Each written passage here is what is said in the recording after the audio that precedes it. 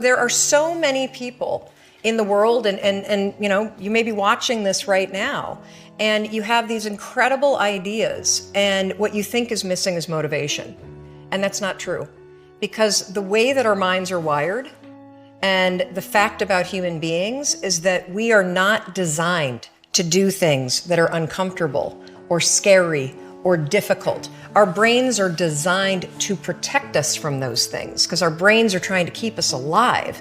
And in order to change, in order to build a business, in order to be the best parent, the best spouse, to do all those things that you know you want to do with your life, with your work, with your dreams, you're going to have to do things that are difficult, uncertain, or scary, which sets up this problem for all of us. You're never going to feel like it. For me, one of the hardest things to figure out was, why is it so hard to do the little things that would improve my life? And what I've come to realize, and what we'll talk a lot about today, is that the way that our minds are designed is our minds are designed to stop you at all costs from doing anything that might hurt you. And the way that this all happens is it all starts with something super subtle that none of us ever catch. And that is with this habit that all of us have that nobody's talking about. We all have a habit of hesitating. We have an idea, you're sitting in a meeting, you have this incredible idea, and instead of just, saying it, you stop and you hesitate. Now, what none of us realize is that when you hesitate, just that moment, that micro moment, that small hesitation, it sends a stress signal to your brain. It wakes your brain up, and your brain all of a sudden goes, oh, wait a minute, why is he hesitating? He didn't hesitate when he put on his killer spiky sneakers. He didn't hesitate with the really cool track pants. He didn't hesitate with the NASA t-shirt. Now he's hesitating to talk, something must be up. So then your brain goes to work to protect you. It has a million different ways to protect you. One of them is called the spotlight effect. It's a known phenomenon where your brain magnifies risk. Why? To pull you away from something that it perceives to be a problem.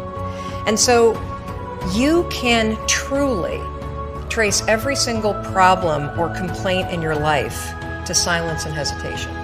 Those are decisions. And what I do, and what's changed my life, is waking up and realizing that I'm never going to feel like doing the things that are tough or difficult or uncertain or scary or new. So I need to stop waiting until I feel like it. And number two, I am one decision away from a totally different marriage, a totally different life, a totally different job, a totally different income, a totally different relationship with my kids.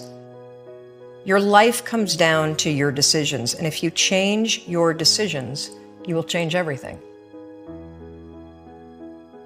In the scheme of life, hitting the snooze button is not that big of a deal.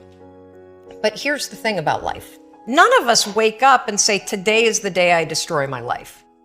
What we do is we kind of check out because it feels overwhelming. Or we check out because we're afraid. Or we check out because we start listening to self-doubt. And then we make these teeny tiny decisions all day long. And we don't even realize it. Decision to not get up on time, a decision to not eat the right thing, a decision to snap at your kids, a decision to not speak in a meeting, a decision to not look for a job, a decision to not deal with your finances, a decision to not call your parents, like whatever it is. All day long, these tiny decisions that take you so far off track. And then you wake up like I did and you look at your life and you think, how the hell did I get here? And more importantly, how do I get back over there? And you have no idea. You get trapped in what I call the knowledge-action gap. You know what to do, but you can't seem to make yourself do it, right? I mean, every one of us is one Google search away from a list of instructions that if you follow any of them, it will change your life. But how do you get out of your head and stop thinking about what you need to do and actually do it? Instead of isolating yourself, pick up the phone and call a friend. Get yourself out into the woods and go for a walk. Start running again. Like all these little things that I was capable of, but I couldn't get out of here.